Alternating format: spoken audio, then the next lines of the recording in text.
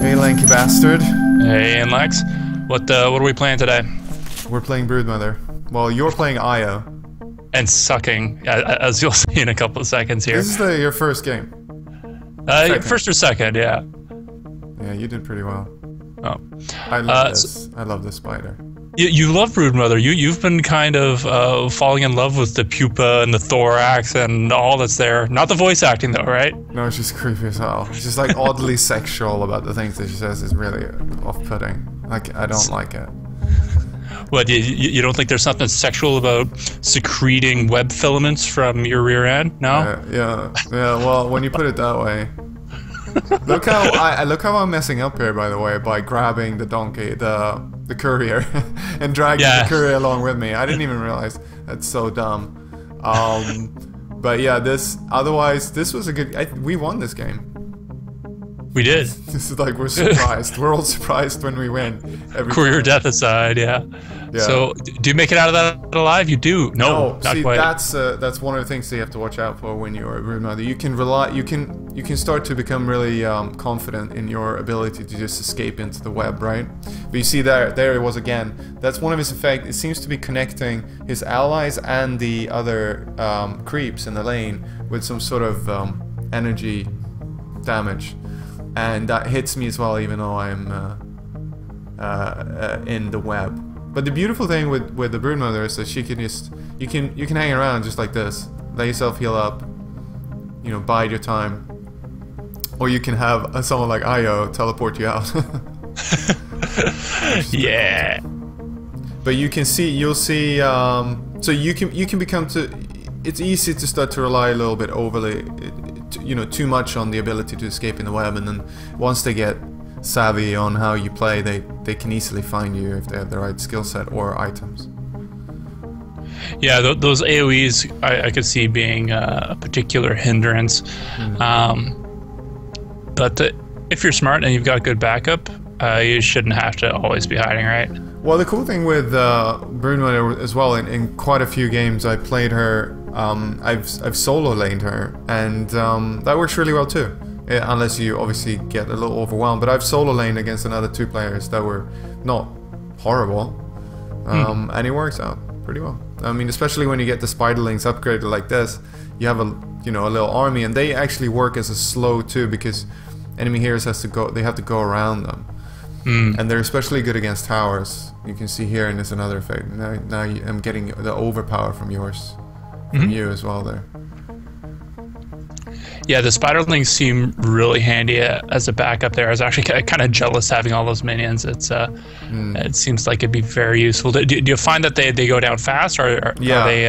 Another player will 2-hit them and they're gone, or 1 hit, I think. But you have to be careful, because they give the other players quite a lot of money if they kill them. So, but a tower takes 4 hits almost. Here's a cool strategy with Io that we really enjoy: the stun, the tether and stun. That's awesome. And here now, this is Broodmother with the Black King bar, where she just goes enormous and is invincible to all magic, pretty much. Which was kind of a pain for me, because then I couldn't tether to you and then throw on overpower. But that I didn't even realize. You told me in the game, and I was like, shit, that's smart. I think it might actually still work if you activate it after I tether to you. So we'll have to experiment there. Well, but the thing when you play Broodmother is that pretty much you lay down your webs, with a short distance in between them, and that then allows you to traverse, invisibly along the whole lane.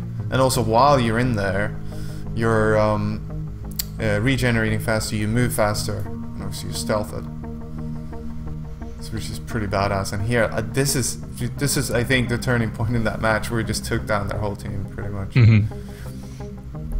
But then at this point, there's a point here. See, now they're using a bunch of AoE, and I'm really getting. I think I'm about to start getting screwed here. There's a lot of attention there. Yeah, a lot of attention, but I just about survive, I think. And this is not that time, but soon I think they're about to find me again. But they use all the, yeah, now there they go, and now almost down, almost dead, but I can still hide. And now you're gonna see that all three of them are gonna use different tactics to try and find me, right?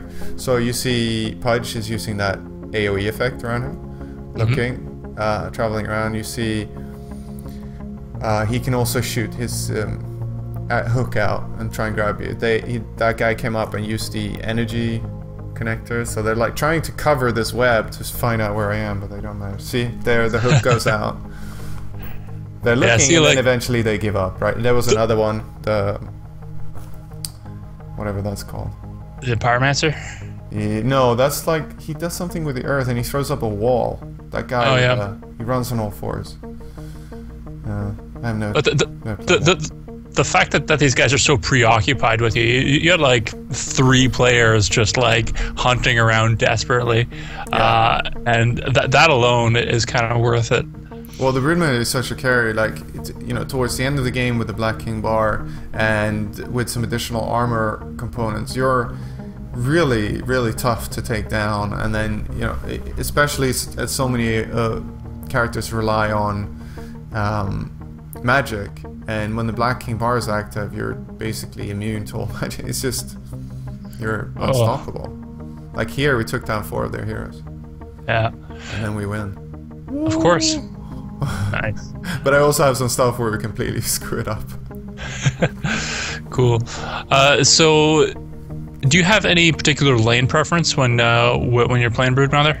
Well, if I'm alone in a lane, I can go in any, but I think she should be in the suicide lane, really, because she's so disruptive. So even if you don't manage to get that many kills in, basically the end of this video just fails. See that guy? What's his name? Ricky. Yeah. Ricky. He's Broodmother's worst enemy, because he has this detect invisibility. Well, what about wards? Have you found those screw you up a lot too? Yeah, but they don't. I mean, in the public games, like, it doesn't seem that many people actually bother putting them down. But yeah, a little bit. But yeah, I mean, and here you can see now this tower is taking out the spiderlings first before it starts attacking me. So it goes through all the spiderlings. So I'm still full health. Like, and the tower is almost gone. Nice. And even if you don't manage to win the fights with the enemy, like, by the fact that you can just appear and disappear is awesome. Very cool, Inlex. Well, we'll have IO soon, guys. Keep an eye out. Cool. Thanks. Bye.